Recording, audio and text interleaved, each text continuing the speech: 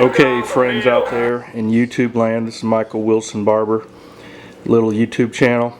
So this is something that's come to be known in our house as daddy bread, and I recently learned on the internet that it's basically a no-knead bread, and I got this recipe off online several years ago, and so we don't have a KitchenAid or a bread kneader, and so I discovered this bread and kind of figured out how I like to make it. So it's in the near last stage before cooking.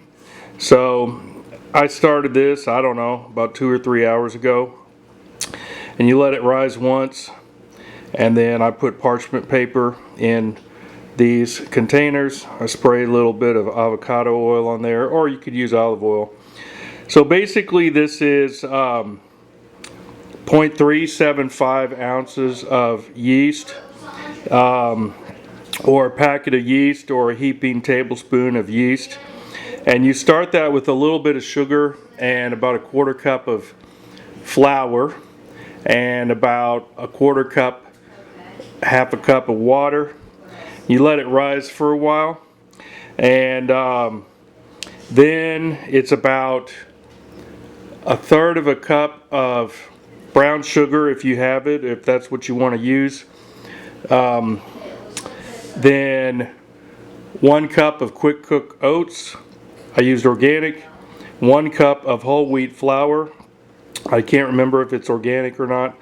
I'm hoping to get a mill grinder soon and just grind my own wheat at home. And 5 cups, I've used this time the einkorn non-GMO regeneratively farmed flour from Italy, organic. And so it's rising here, and so you want to let it rise covered with the towel here. Last step before I'm going to bake this at 350 for 35 minutes. It's easy to remember, 350 for 35 minutes.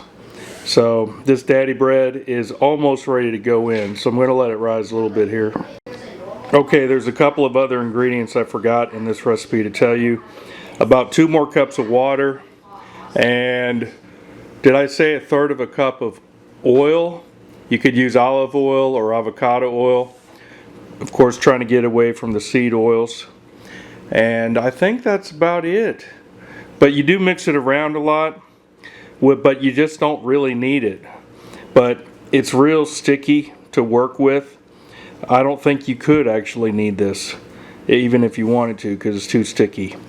So, alright.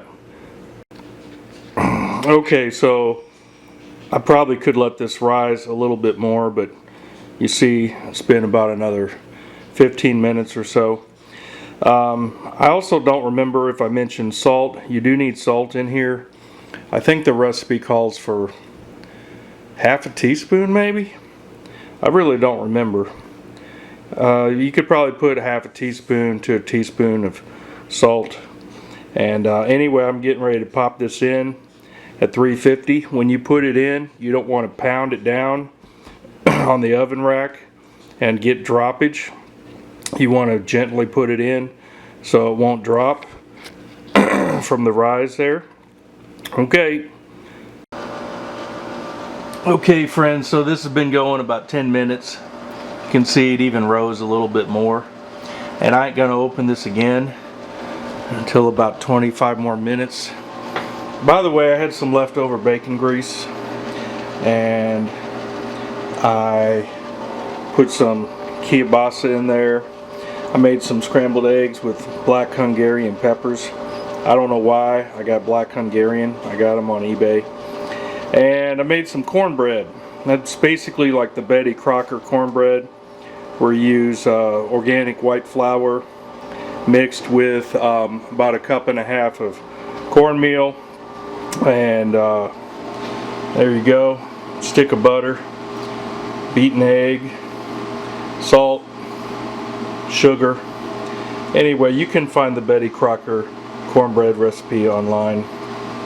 That baked at what, 400 for about 25 minutes. And yeah, it's good. So I'm having a quick breakfast here, late breakfast, while the daddy bread is baking. Okay? Okay, so took it out after 35 minutes. It's not very brown on top. It even sunk in a little bit here. But turn this one over, cut it with the bread knife, put a little butter on it. Mmm. Delicious as always. So it will tend to crumble and kind of fall apart a little bit. And I think that's a result of, you know, not kneading it. But it's best fresh and hot. And then in the coming next couple days, 2 or 3 days, can slice it, toast it a little bit. It's delicious. Mmm. Thank you, Lord, for daddy bread. Okay, bye. You know, one more thing about this daddy bread, or no knead bread, is you do need a big bowl. So I have basically it's a gallon ceramic Italian bowl. And when you first mix it, I always mix it with like a wooden spoon, or if you have a wooden stick. See, I actually use this wooden spatula. So you do mix it around a lot. So even though it's not needed, you do mix it quite a bit, which I guess does get some of the glutens going a little bit. I don't know, but anyway.